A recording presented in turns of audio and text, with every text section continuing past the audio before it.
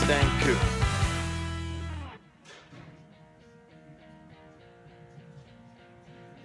And I learned from Stuart, the president of the company, that in Pennsylvania, you have to show the plates when you show the car, which is interesting because that's kind of freed me up for this videos, which is fortunate, but you know, I try to hide the plates. Look straight. You always look down the inside of a car.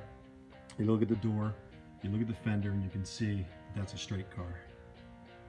And when they're off, even by a quarter inch, you can see it if you watch. Again, this is just a tip when you're looking to buy a Mustang or any car. Look at the lines. Make sure she's straight, because if she's bent, you got a lot of work. And that door alignment's not great.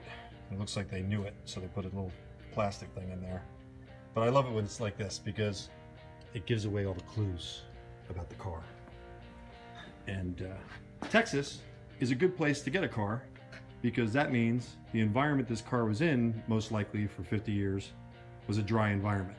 When you're buying in the Rust Belt, you got to be careful. So, a couple tips on how to buy a Mustang. I still remember, guys. I haven't bought one in almost 4 years, but I could buy another one. We'll see. And here's another clue that it's a Wimbledon white car. See that? See the paint? And again, see the chips? Kind of gives it up as a Wimbledon white car. Painted at some point in time. A while ago. Because this is not an intentional satin finish. All right, back to the road trip. We will get through it someday, right? Ed? Yes. Right? There it is. ClassicAutomo.com. Another thing I didn't intentionally work out, but it did.